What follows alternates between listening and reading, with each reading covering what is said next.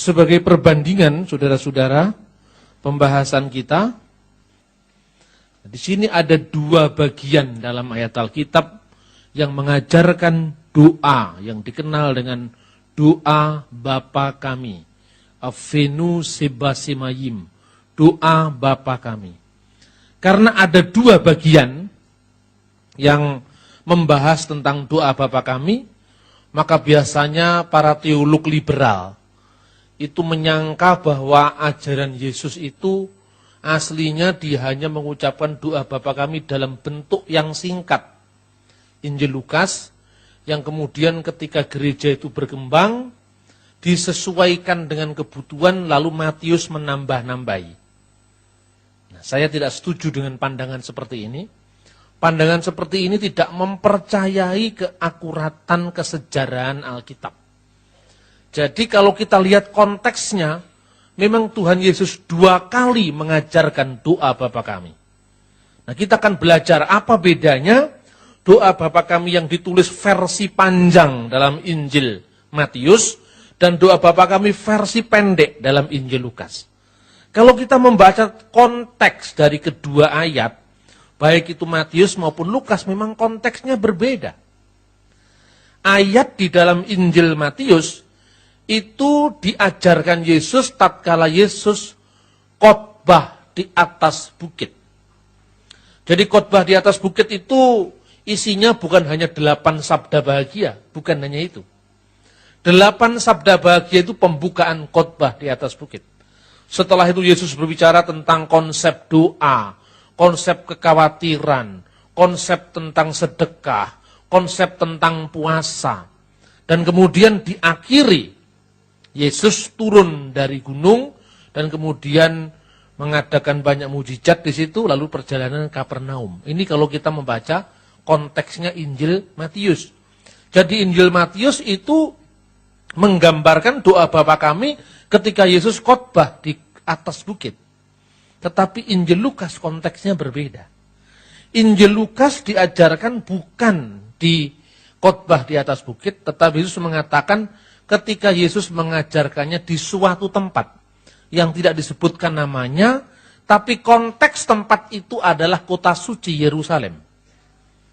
Dan kemudian doa itu diajarkan Yesus memenuhi permintaan para murid. Ajarkanlah kami berdoa, sebagaimana Yohanes mengajarkan kepada murid-muridnya berdoa.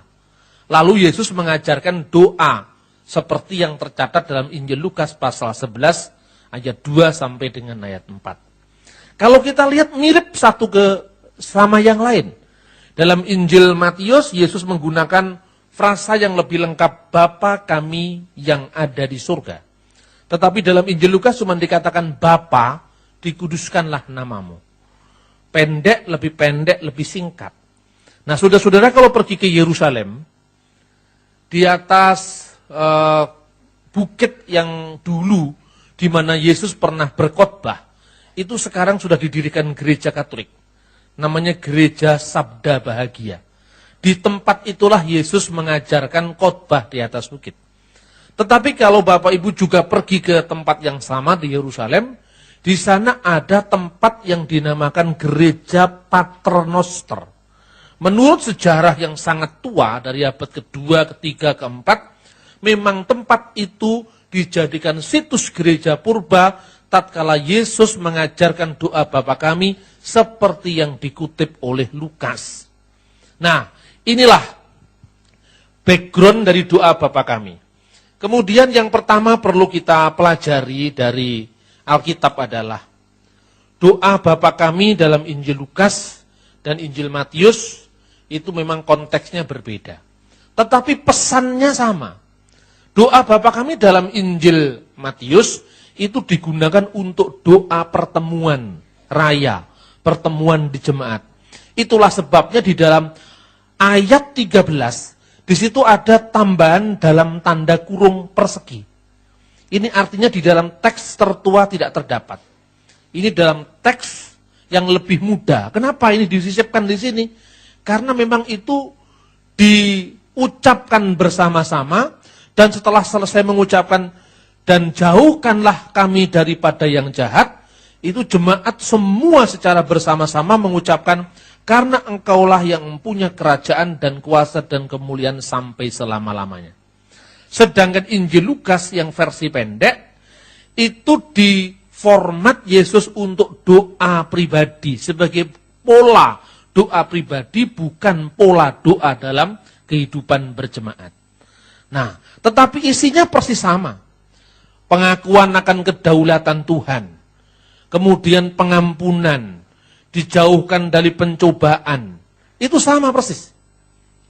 Nah, saudara-saudara terkasih dalam Tuhan, sekarang ini kita perlu melihat konteksnya, bahasanya sekarang.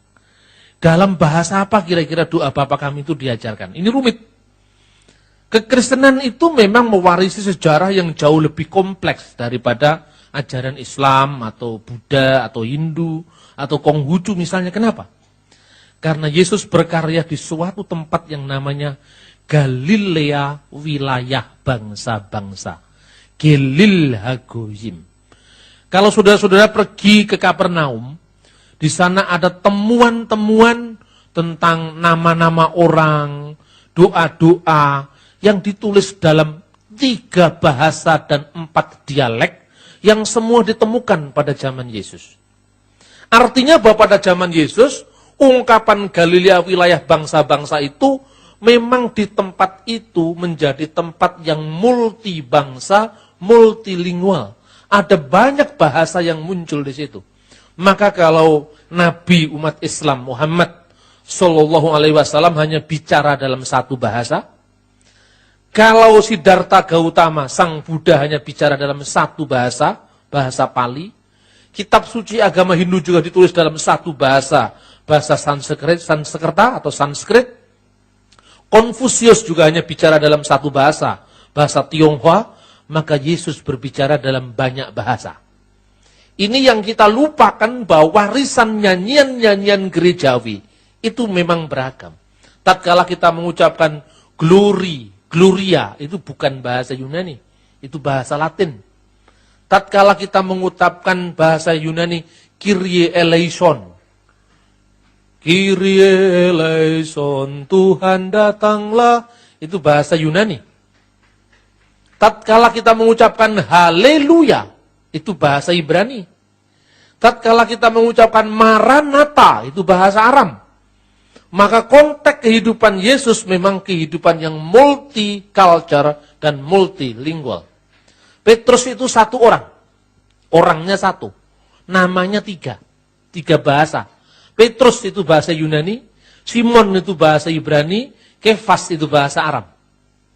Coba Anda lihat namanya orang Aceh dan orang Jawa kan lain. Orang Aceh itu namanya 1, Arab saja, Abdul Ghaffar, Abdul Aziz. Coba lihat namanya orang Jawa. Bambang Nursena itu 3 bahasa itu. Bambang itu bahasa Jawa. Ya, Nur itu bahasa Arab. Sena itu bahasa Sanskerta. Kenapa? Karena di sini masyarakatnya lebih majemuk, lebih beragam, lebih pluralistis. Begitu juga Kapernaum, Yerusalem, situasi di sekitarnya. Nah, tatkala Yesus berbicara kepada para murid, dia berbicara dalam bahasa Aramaik. Makanya dia mengucap ketika menjubahkan Efata, bukalah. Matanya langsung terbuka. Efata itu bahasa Aram. Bahasa Aram itu bahasa yang dipakai percakapan Yesus dengan para muridnya. Maranatha, bahasa Aram. Talitakum, bahasa Aram. Eli, Eli, lama sabaktani, bahasa Aram. Tapi haleluya, bahasa Ibrani. Tatkala Yesus masuk ke sinagog, sinagog itu rumah ibadat Yahudi. Di Nazaret, Yesus mendapat gulungan kitab Nabi Yesaya. Lalu dibacakan kitab itu, Roh Tuhan ada padaku, dicatat dalam Lukas pasal 4. Bahasa apa itu dibaca Yesus? Bahasa Ibrani. Karena liturgi sebagian besar orang Yahudi ditulis dalam bahasa Ibrani, sebagian dalam bahasa Aram. Mungkin saudara-saudara untuk lebih jelasnya, bahasa Ibrani contohnya kayak apa? Evenu salom alaikum. Evenu salom alaikum, Evenu salom alaikum, Evenu salom, shalom, salom alaikum. Itu bahasa Ibrani. Tapi kalau bahasa Aram, Yidkhadal ve yidkhadas sema rababi alma ose salom bim rumau. Itu bahasa Ibrani menyaut bahasa Aram. Kenapa ini penting, saudara-saudara? Karena itu kelebihan dan keunggulan kekristenan. Kekristenan itu tidak pernah memutlakkan satu bahasa. Dia berbicara dalam berbagai macam bahasa. Untuk apa Tuhan menyiapkan itu? Bahasa Ibrani ketika dia di bait Allah, ketika dia di sinagog atau rumah ibadat. Bahasa Aram ketika bercakap-cakap dengan para murid. Tetapi ketika Injil ditulis tidak dalam bahasa Ibrani. Ketika perjanjian baru ditulis tidak dalam bahasa Aram, tapi dalam bahasa Yunani. Kenapa dalam bahasa Yunani? Bahasa Yunani adalah bahasa internasional pada saat itu. Maka kalau seandainya Injil ditulis dalam bahasa Ibrani, hanya lokal di sekitar Yudea. Tidak bisa go internasional. Dalam waktu yang tidak sampai 50 tahun, Injil sudah sampai di Roma. Injil sudah sampai di Efesus. Injil sudah sampai di Asia Kecil, Turki sekarang ini. Injil sudah sampai di Mesir, Kirene, Alexandria. Karena apa? Di tempat-tempat itu seluruhnya bahasanya adalah Yunani. Maka perjanjian baru ditulis dalam bahasa Yunani. Ini saya ibaratkan gini ya. Ketika misalnya saya orang Islam, ketika saya ngaji di masjid pakai saya bahasa Arab. Benar kan? Tapi ketika saya ngomong sama saudara-saudara saya, teman-teman saya di Surabaya, saya katakan, yo opo rek kabare, tekon di sampeyan. Gitu? Bahasa Jawa. Tapi tatkala saya ngajar di kampus, bahasa Indonesia. Tatkala saya diundang ceramah di Singapura, bahasa Inggris. Nah, untuk melacak Pak Bambang dulu ngomongnya pakai bahasa apa? Gampang sekali. Ketika saya ngomong di rumah, pasti kebanyakan pakai bahasa Jawa. Ketika saya beli bakso, beli soto, pasti ngomong bahasa Jawa. Bener apa enggak? Jarang ngomong bahasa Indonesia. Tapi tetap kala saya bertemu dengan Presiden SBY misalnya, pasti sopan santunnya bahasa Indonesia. Plus satu lagi, Yesus, ketika dia berbicara dengan Pilatus, pasti dia berbahasa Yunani. Berarti Yesus juga bicara pakai bahasa Yunani. Karena apa? Pilatus tidak akan berbahasa Ibrani. Pilatus tidak akan berbahasa Aram. Pilatus berbahasa Yunani. Tetapi seandainya zaman Yesus sudah ada KTP, KTP-nya pasti ditulis dalam bahasa Latin. Kenapa? Bahasa Latin adalah bahasa administrasi Imperium Romawi pada zaman Yesus. Dan ini seluruh prasasti Pilatus yang ditemukan di Kaisaria Maritim, semuanya itu tertulis dalam bahasa Latin.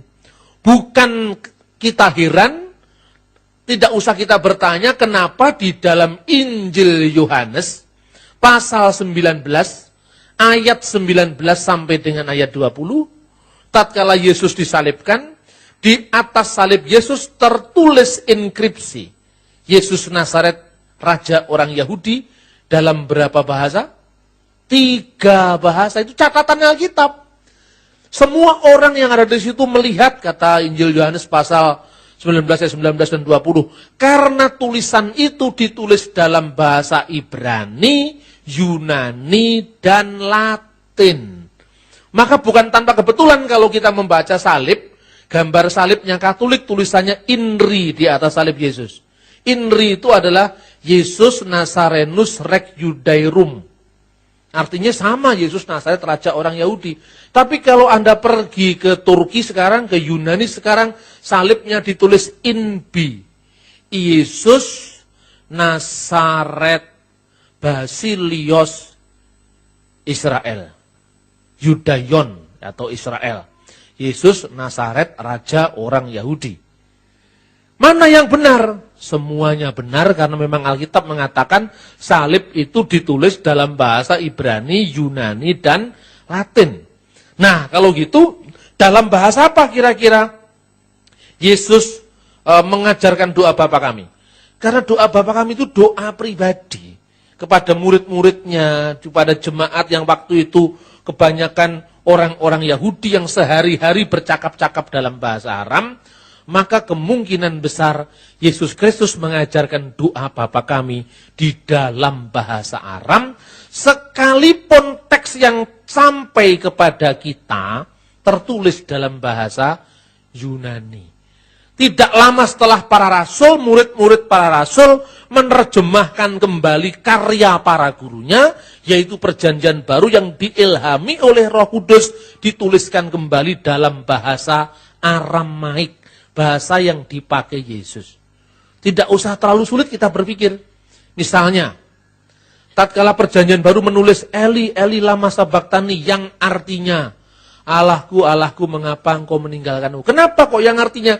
Karena pembacanya belum tentu ngerti bahasa Aram. Paham? Misalnya, karena kejengkelan, maka Pak Bambang waktu menyampaikan ceramah itu di forum kebangsaan yang diselenggarakan di Surabaya, dia mengatakan, jangkrik, jam segini kok belum banyak yang datang. Dalam tanda kurung, jangkrik artinya ungkapan kejengkelan dalam bahasa Jawa gitu loh. Karena ditulisnya dalam bahasa Indonesia, tapi waktu saya ngomong jangkrik itu saya ngomong bahasa Jawa. Yesus ketika ngomong pakai bahasa Aram, ungkapan-ungkapan itu dilestarikan dalam bahasa Aram, makanya Evata yang artinya terbukalah. Talitakum yang artinya wahai anak bangunlah. Kenapa harus diterjemahkan? Karena pembacanya belum tentu mengerti bahasa Aram. Kuliah bahasa ini. Ya. Tapi tidak apa-apa, supaya kita itu tahu akarnya gitu loh. Supaya kita tidak menderita minder wardahait kompleks. Kalau kita bergaul dengan orang beragama lain. Bahasa Ibrani dengan bahasa Aram itu pada zaman Abraham satu. Seperti bahasa Indonesia dan bahasa Malaysia, zamannya Siti Nurbaya juga satu. Namanya bahasa Melayu. Ya kan?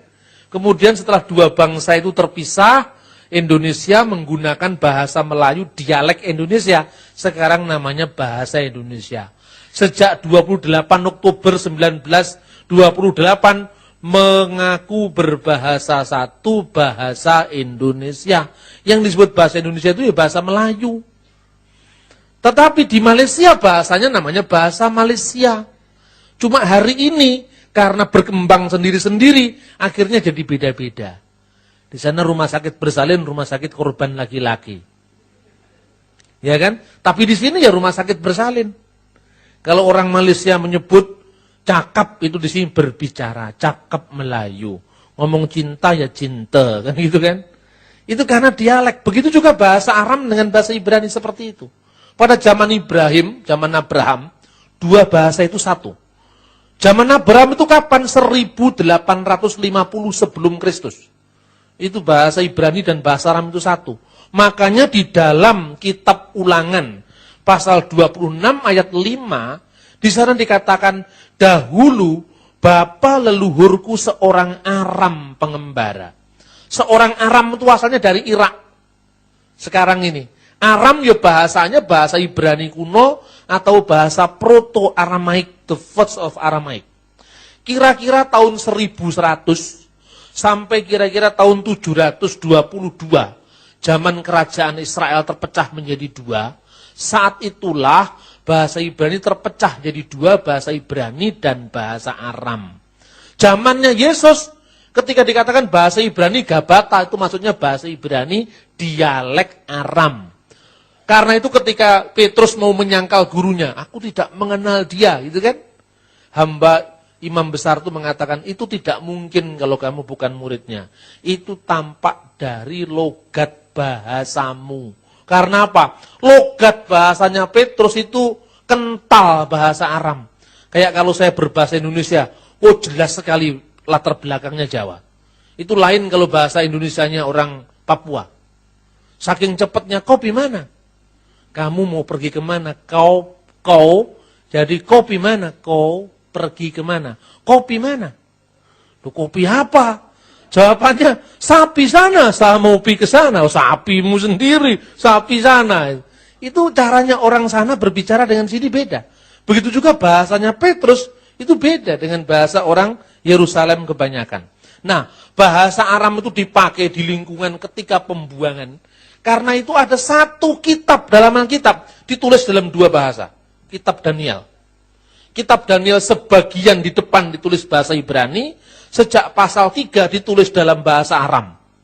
Kemudian ditutup lagi pakai bahasa Ibrani. Karena apa? Memang masyarakatnya sangat multilingual.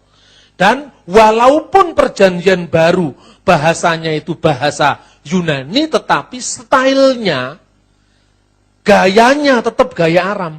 Makanya banyak sekali kata-kata Aram yang dipakai dalam Alkitab Perjanjian Baru. Misalnya, talitakum, Markus pasal 5 ayat 41. Wahai anak, bangunlah. Efata, bukalah. Markus pasal 7 ayat 34. Eli, Eli, lama sabaktani. Matius 27 ayat 46. Ya, ini jelas Yesus berbicara dalam bahasa Aram. Oleh karena itu, orang berpikir Yesus itu mengajarkan doa Bapa kami. Itu tentu sebagai seorang Yahudi, ternyata ketika dibandingkan, itu mirip dengan doa Yahudi. Namanya doa Kadis. Nah, apa berarti Yesus jiplak dari Yahudi? Tidak. Kalau orang Kristen punya Alkitab Perjanjian Lama, ya karena kekristenan itu penggenapan dari agama Yahudi. Perjanjian Lama itu isinya apa? Nubuat-nubuat, harapan-harapan, simbol-simbol. Perjanjian Baru, penggenapan-penggenapan yang simbol menjadi hakikat, yang dulu dinanti-nanti sekarang sudah datang. Maka segenap doa-doa Yahudi pun oleh Perjanjian Baru, khususnya oleh Yesus, diberikan makna yang baru. Nah, doa Kades itu kira-kira bunyinya seperti ini. Ini mirip sekali dengan doa Bapa kami. Nanti kita akan lihat orang Yahudi asli ketika mengucapkan doa Kades, dan ini orang Yahudi-Yahudian. Karena saya orang Indonesia, artinya saya belajar bahasa Aram, saya belajar bahasa Ibrani, tapi tentu saja lidah saya tidak sama dengan lidahnya Benyamin Netanyahu. Tidak sama dengan lidahnya orang Israel aslinya. Doa Kades Yahudi itu bunyinya seperti ini. Sayang tidak sempat ditulis ya. Yithadal ve yithadas seme rababe alma dibrakir utai. Artinya, dimuliakanlah dan dikuduskanlah namanya yang besar di alam semesta yang dijadikan menurut kehendaknya. Nah, coba katakan, jadilah kehendakmu, datanglah kerajaanmu, dimuliakan namamu, kan mirip. Kemudian, ve yamlik malkutai bihayyikon ubeyumeikon. Datanglah kerajaannya selama engkau masih hidup pada masamu. Ubehayyai dikol Israel, ba'agala uwisman karif ve imru amin.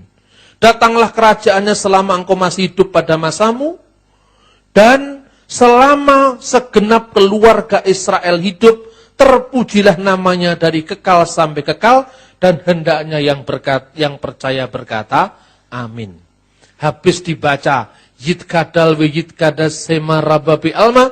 Kemudian dalam ibadah Yahudi itu diakhiri dengan pujian Ose salom bimromau huya ase salom malainu ve alkol Yisrael wimru amin. Kenapa kita perlu mengerti doa-doa saudara tua kita? Orang Yahudi itu saudara tua kita, saudara seiman dalam penantian. Kenapa dalam penantian? Karena dia menanti-nantikan kedatangan juru selamat. Sampai hari ini doa di tembok ratapan, juru selamat datang, Mesias datang. Yesus sudah datang, dia tidak mau percaya. Jadi orang Yahudi itu tidak percaya kalau Yesus itu Mesias, tapi percaya bahwa Mesias akan datang. Tadi siang saya sampaikan di Embong Sawu, caranya orang Yahudi mengajikan Mazmur 23, persis sama dengan caranya orang Kristen Ortodok di Mesir mengucapkan Mazmur 23 dalam bahasa Arab. Jadi apa yang dibaca dalam doa ini sejak zaman Yesus sampai hari ini persis sama. Dan itulah yang oleh Tuhan Yesus dikembangkan. Karena Yesus menggenapi doa Bapa kami sebagai penggenapan dari doa bangsa Israel. Kekristenan tidak bisa dilepaskan dari Israel sama sekali. Karena memang kekristenan muncul dari ibu yang satu itu, yaitu keyahudian. Sekalipun kekristenan menggenapi agama Yahudi, tetapi kekristenan tidak bisa dilepaskan dari Yudaisme. Cuma sayangnya di Indonesia ini, banyak orang Kristen yang sekarang lebih Yahudi ketimbang orang Yahudi. Loh mestinya itu yang dipelajari penggenapannya. Jangan kemudian selendangnya dibawa ke sini. Atau trompetnya dibunyikan di sini.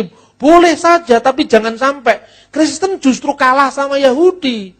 Yang sekarang datang ke Israel lagunya, apa itu? Mosia, Mosia, Mosia, la la la la la la la. Itu kan lagu pengharapan supaya Mesias datang. Bagi orang Kristen Mesias sudah datang. Jangan nyanyi lagu itu. Lagu itu gambaran tentang mereka mengharapkan Mesias akan datang. Sementara kita percaya Mesias sudah datang. Jadi ini bahayanya kalau orang Kristen dipengaruhi orang-orang Yahudi. Justru karena orang Yahudi rata-rata lebih pintar ketimbang orang Kristen, malah banyak orang Kristen yang minder, wardahait kompleks. Dia mengatakan, Pak, kita sumbang saja Israel. Pengusaha-pengusaha itu banyak nyumbang Israel, kenapa? Tidak mungkin kita menginjili mereka. Mereka lebih tahu dari kita kok. Waduh, saya langsung lemes saya. Belum apa-apa, itu sudah seperti kerupuk disiram air. Orang Yahudi itu sepinter apapun, kayak Einstein Yahudi, Karl Marx Yahudi. Tetapi Yahudi baru, Israel baru itu gereja, bukan mereka. Karena itu kita gali sejarah mereka. Untuk membuktikan bahwa apa yang mereka harapkan itu sudah digenapi dalam Yesus Kristus. Amin. Jangan malah Natal diganti perayaan pondok daun. Jangan malah banyak pendeta mau diberkati rabi di Israel. Kalau saya tidak mau diberkati rabi. Saya yang harus memberkati rabi. Karena kita ini penggenapan dari Israel baru. Yesus itu Musa yang baru. Kita perlu berhutang budi, berhutang sejarah, berhutang pemahaman, berhutang pewahyuan kepada mereka. Tetapi Allah telah menggenapi nubuat Nabi Yeremia. Allah sudah mendatangkan perjanjian yang baru di dalam diri Yesus Kristus. Sesuai dengan nubuatan Yeremia pasal 31. Tuhan akan mengadakan perjanjian baru dengan Yehuda dan di Israel. Kalau dulu menuliskan loh di atas batu, sekarang menulisnya di atas loh hati. Makanya kalau dulu 10 perintah Allah ditulis dengan kilat yang bersabung menyambar-nyambar, kemudian jari Allah menuliskan di atas loh batu, Lo Yihye Elohim Akhirim Alfanai. Jangan ada ilah lain di hadapan hadiratku. Perjanjian Tuhan digenapi. Tuhan telah memberikan hukumnya yang baru, yaitu perjanjian baru. Menuliskan di atas loh hati. Makanya dalam pencurahan Roh Kudus, lidah-lidah api itu memasuki kepala para murid, karena untuk menuliskan perjanjian baru di hati orang beriman. Kitalah Israel yang baru. Kitalah Israel yang rohani. Kitalah Yerusalem surgawi. Amin, saudara-saudara. Bangga mestinya jadi pengikut Yesus. Bahkan malah minder wardahait kompleks sama orang Yahudi. Makanya saya ungkap sekarang, supaya kita tidak minder lagi. Amin, saudara-saudara. Nah, bahwa doa Bapa kami versi yang panjang tadi, itu diucapkan untuk ibadah jemaat, itu jelas sekali, karena di situ ada doksologi. Karena engkaulah yang punya kerajaan dan kuasa sampai selama-lamanya. Itu diambil dari kitab Tawarikh. Kemudian doa Bapa kami yang menurut Lukas, Bapa dikuduskanlah namamu. Menurut Injil Matius, Bapa kami yang ada di surga, dikuduskanlah namamu. Padahal ungkapan Bapa di surga, itu orang Yahudi sudah punya. Avinu seba semayim, yithadas semha, dan seterusnya. Bapa kami yang ada di surga. Nah kemudian pada kira-kira tahun 90 Masehi, di dalam dokumen gereja kuno yang namanya Kitab Didache, itu sudah ditulis doa Bapa kami versi panjang menurut Injil Matius. Dan ini menjadi pembelajaran iman bagi kita, bagaimana kita bisa mengerti iman Kristen dengan baik. Kalau membawa rombongan orang Indonesia, orang Batak apalagi, yang pertama-tama dilihat di Paternoster, gereja Paternoster itu, doa Bapa kami ditulis dalam banyak bahasa. Orang Batak itu yang dicari mesti, di mana itu doa Bapa kami dalam bahasa Batak. Ya, selalu dicari begitu. Tapi kalau saya katakan, sebelum cari yang bahasa Batak, cari dulu bahasanya Tuhan Yesus. bahasa Aram, bahasa Ibrani, bahasa Yunani. Kemudian cari bahasa Arab. Kenapa bahasa Arab? Mayoritas orang Indonesia itu Muslim. Bahasa Arab itu baginya bahasa surga. Maka saya tunjukkan mana doa Bapak kami dalam bahasa Arab. Anda mengucapkan doa Bapak kami dalam bahasa Jawa dan bahasa Indonesia, dengan mengucapkan doa Bapak kami dalam bahasa Arab itu lain. Itu doanya saya ganti doa Bapak kami. Tapi pakai bahasa Arab. Lalu saya berdoa, Abanallati fis samawati yataqaddas yasmuka li'ati malakutuka litakun masyiatuka kama fis samai kadzalika 'alal ard. Semua amin, amin, amin. Kubsanaka fafana atinal yaum waghfir lana dunubana kama naghfiru nahnu aidan lil mudnibina ilaina wala tudkilna fit tajribah lakin najina minas yirir. Amin, amin. Kemudian ada orang tanya, itu kok lain sekali doanya. Ya, ini yang saya doa ini artinya duh Rama kawula ingkang wonten ing swarga. Asma paduka mugi kasucekno.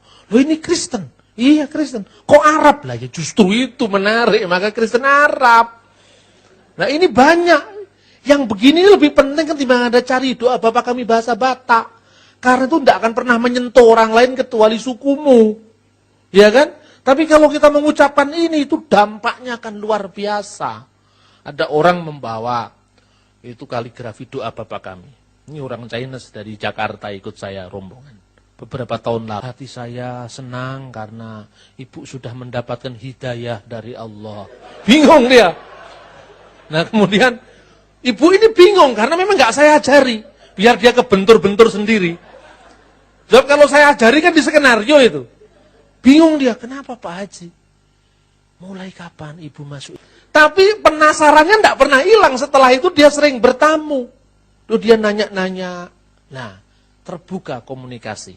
Yang dulunya orang tidak saling menyapa. Karena di Indonesia itu orang Kristen dan orang Islam seringkali bertengkar karena budaya yang berbeda. Bukan hanya itu keperluannya untuk komunikasi iman kita.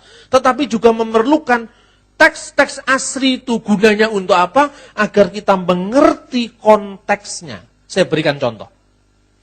Kalau Bapak Ibu Saudara-saudara membaca Matius pasal 6 ayat 12 dalam terjemahan King James, mungkin akan bingung. And forgive us our debt as we forgive our debtor. Dan ampunilah kami akan hutang-hutang kami. Seperti kami telah mengampuni orang yang berhutang kepada kami. Loh, masa hutang kok diampuni? Coba, dari mana ini asalnya? Kita tidak bisa mengerti kalau tidak ngerti konteks aslinya. Karena di dalam bahasa yang dipakai Yesus, hobnan, itu artinya kesalahan sekaligus hutang. Kesalahan dan hutang. Karena bagi alam pikiran Israel kuno, seorang yang memiliki kesalahan orang lain, dia berhutang pada orang itu yang harus dikembalikan dengan pengampunan. Makanya dengan kata hubnan, ini kita bisa mengerti artinya. Sehingga Injil Lukas menerjemahkan hamartias. Dosa kami, bukan kesalahan kami. Nah dengan kita melihat teks asli dalam bahasa aslinya ini, kita bisa mengerti bagaimana dahulu Yesus mengajarkan kepada kita. Dan yang terakhir, saudara-saudara, doa Bapa kami tidak hanya ada di lingkungan Kristiani, tetapi juga ada di lingkungan agama-agama non-Kristen. Saya berikan contoh. Dalam salah satu hadis Nabi Muhammad, diriwayatkan oleh Abu Darda dan Al-Nisa'i, ditulis An-Nasa'i, ditulis begini. Doa kesembuhan untuk orang sakit. Bunyinya sangat mirip dengan doa Bapa kami. Apalagi kalau dibandingkan dengan doa Bapa kami dalam bahasa Arab. Rabbanallahu fis sama'i. Ya Allah Tuhan kami yang ada di surga. Nah bapaknya dihilangkan. Karena bapaknya dianggap punya anak. Padahal Allah tidak beranak. Maka Bapa kami diganti Tuhan kami. Kemudian watakhodasa ismuka. Dikuduskanlah namamu. Persis sama. Amruka fis sama'i wal ard. Kehendakmu di surga dan di bumi. Kama rahmatika fis sama'i fajhal rahmatika fil ardi. Seperti rahmatmu di surga, begitu juga kiranya rahmat-Mu di bumi. Waghfir lana haubana wa khatayana. Ampunilah kesalahan dan dosa-dosa kami. Antar Rabbu thayyibin. Engkaulah Tuhan yang maha baik. Anzil rahmatan min rahmatika wa sifaan min sifaika ala hadal wajih. Turunkanlah rahmat dari rahmat-Mu dan kesembuhan dari kesembuhan-Mu atas penyakit ini. Amin. Itu digunakan doa untuk penyembuhan sakit. Sebagian dukun menggunakannya untuk penyembuhan orang sakit lewat pedukunan. Coba bayangkan, mulai dari hadis Nabi sampai klinik pedukunan dipengaruhi doa Bapa kami. Bukan hanya magicnya Elias Pikal yang dipengaruhi doa Bapa kami, tetapi juga dalam Islam. Artinya doa ini begitu kuat mempengaruhi dunia. Khotbah di atas bukit meletakkan etika global dunia. Maka kita harus memahami doa ini secara lebih dekat lagi. Dengan menunjukkan fakta-fakta ini, saya ingin mengajar kepada jemaat, banggalah menjadi pengikut Yesus Kristus. Amin. Suatu saat nanti akan saya sampaikan makna teologis ayat per ayat dari doa Bapa kami. Karena ini penting, tetapi saya sekarang menunjukkan sejarah doa Bapa kami. Saya ajak saudara-saudara untuk bangkit berdiri. Dan kita akan berdoa dan saya akan mengakhirinya dengan doa Bapa kami dalam bahasa Arab. Kalau Anda tidak mengerti bahasa Arab, aminkan saja, tidak mungkin sesat. Ini pasti benar. Karena ini doa Bapa kami dalam Alkitab yang memakai bahasa Arab. Mari kita berdoa. Bapa di surga, kami mengucap syukur karena Engkau telah mengajarkan kepada kami doa yang agung. Doa yang bukan sekedar berisi permohonan. Doa yang bukan sekedar berisi pujian, tetapi doa yang berisi permohonan, puji-pujian, pengagungan, ucapan syukur dan pengakuan-pengakuan atas kesalahan kami.